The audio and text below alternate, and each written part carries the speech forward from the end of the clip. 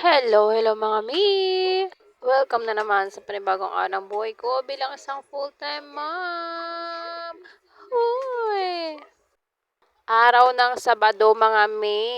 Nag-i-expect ako na hindi ako gigising ng maaga. Pero nakalimutan ko nanay pala ako. At may anak akong magsi 7 months pa lang pala. At kailangan ko mag-pump para sa kanyang milk. Dahil nagngangawa na sa gutom. At napasarap ang aking tulog. So, around 4 a.m. na ito. At ngayon lang ako nagising. Mula nung natulog ako ng 10 p.m. kagabi. Grabe. Grabing pagod. So, since alas 4 pa lang naman, after ko mag-pump, ay syempre natulog muna ako. So, ito, nagising na ulit around 7 a.m. Alam nyo na yan.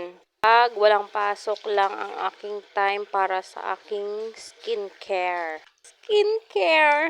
Pero for anything else, ay syempre nakita nyo naman naglilimahid ang aking lababo dito sa loob ng banyo. At alam nyo na rin kung sino ang salarin dyan. Si Daday lang naman ang huling gumamit ng banyo kagabi. Ayan. First time kong gamitin itong binigay pa sa akin ni tita galing Australia. Yeah. Hindi ko sure kung panghilamos talaga to. Kasi, nakalagay naman kasi na liquid soap. So, common sense na, di ba? Liquid soap. So, panghilamos. Anyways, bumubula naman siya. Ayan, ito, try na natin. Ayan. Uy, iba talaga ang sabon ng imported, mga mi.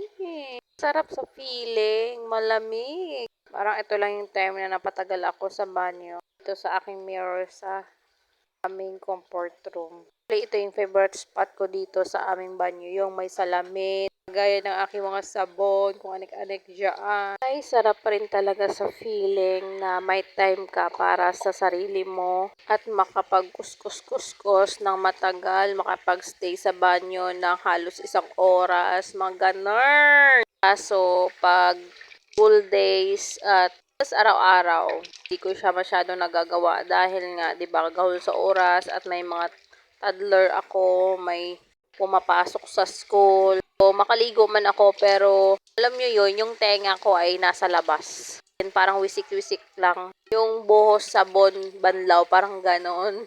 So, ganyan na talaga pag nanay ka at kung ikaw ay solo lang sa bahay. Ang partner o josawa mo ay nasa trabaho at syempre wala ka namang katulong dahil hindi naman kami mayaman, ganun. All around duty, full-time mom, mga era ko ngayon. Araw-araw, linggo, sa buwan-buwan, sa taon-taon. Pero hindi namang habang buhay ay ito laging sitwasyon ko. Siyempre, lumalaki na rin mga anak ko. I mean is, lalaki rin naman yung mga anak ko. Sunod na araw, hindi na sila alagain. Baka nga sunod na araw, ay hindi na makita dito sa bahay yan, mga yan. So, kahit pagod na pagod ako sa araw-araw, ay tinetreasure ko pa rin yung mga ganyang era sa buhay ko. Wow. Forward na tayo, mga mi. Ito yung dala ni Daday kagabi. May gift kasi yung ninong niya, Ate Polly. So, ngayon lang niya nadala. Orange, wow. Yan, tuwang-tuwa naman yung bata. Orange. Bawi ng ninong niya yun nung Pasko. Dalawa yung gift na yan na binigay sa kanya. So, fast forward ulit. Heto na, heto na. Kailangan na natin magluto at muna tayo, unat-unat. Hindi ba malukot yung mga ugat-ugat natin sa pagluto. Rin muna ang toka ngayon for the breakfast. Konting luto lang naman at init-init lang ng breakfast ngayon. Never mind yun na yung mga kalat yan sa ilalim ng aking lababo. Ulitin ko na naman kasi hindi pa tapos ang aming bahay. Kaya wala pa saktong paglalagyan yung mga gamit namin sa ilalim at saka hindi pa maayos-ayos. Kasi nga baka sunod na araw ay magpapagawa ulit kami ng aming itong bahay. Ulitin ko ulit. Hindi pa nanood ng mga nakarang mga vlogs ko. Paunti-unti lang yung gawa namin ng bahay. Hindi pa bigla. Siyempre, alam mo naman ang budget. Kaya dyan medyo makalat pa dito at di pa nakalagay sa tamang lagayan yung mga gamit namin dahil nga tamang paglalagyan. Ayos. Na yun, naman malinis. Hindi naman ako perfect na malinis. Naman ma-disinfectant ko yung mga sahig namin. Mga sahig. Dahil yung anak ko ay naglalakad dyan at gumulong-gulong sa Ate Polly. So, umpisa na natin ang pagluluto ng breakfast. So, si Kuya ay nag-breakfast ng egg. Egg, kailangan may shape. So, yung shape, ayan, oh. Natin yung shape na yan na gusto niya sa kanyang egg. So, painit muna tayo ng ating gasgasing kawali na paboritong kawali. Ang hirap bitawan ng kawali kahit meron namang bagong kawali. Yan yung hulmahan ng itlog na gusto ni Kuya. So, side up lang din yan.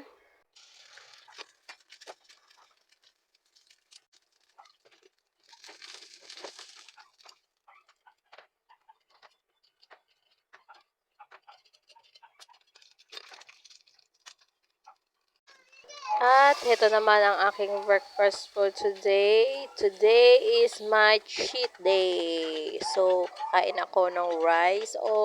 Although kagabi, kumain na talaga ako ng rice. Mga mi, namimiss ko na kumain ng rice. Ano ba yan? Sabi, ang sarap-sarap kumain ng rice. Ng konting gulay-gulay. Conservative na gulay. So, at dito sa Tipoli, kain na siya. Ayan, yung kanyang almusal, mga mi. Kain na tayo, mga mi. Like it? Ayan. Sarap na sarap siya sa kanyang almusal. Oo. Kaninong anak to? At ito ng aking food. Ayan naman yung kay Baby Blaze Blaze, yung egg yolk. Ayan kay The Day, bread at saka yung egg and tomato soup. Pagkatapos ng breakfast, pagkatapos magligpit, ay lumabas na ako dito sa asin sa labas namin. Kumuha ako ng dahon ng oregano dahil may gagawin ako dyan. Mayabong na rin ang aming oregano dito sa labas. Kaya minsan yung mga tangkay-tangkay niya itinatanggal ko dahil ayoko yung sobrang mayabong baka dapuan ng mga lamok. Sinisigaan ko yan mga minsan sama ko sa mga dahon na sinisigaan ko para maglayasan yung mga lamok. Sa labas ako nagsisiga. So, okay lang naman din sa amin dito magsiga. Kasi nga, malamok din at kailangan nating itaboy yung mga lamok. Ayan si Ate Polly. Nagngangawa si Ate Polly kasi gusto niyang lumabas. Ako sana palabasin dahil may mga truck na dumadaan kasi may nagpapagawa ng bahay dun sa unahan namin at may mga dumadaan na malaking truck, mga hakot na mga graba, mga simento. Baka ano siya, mabundol ba at hindi nila mapansin. So, ayan. Buhat ko na lang siya. Abangan nyo mga may kung ano ang gagawin ko dito sa dahon ng oregano. That's for today. God bless.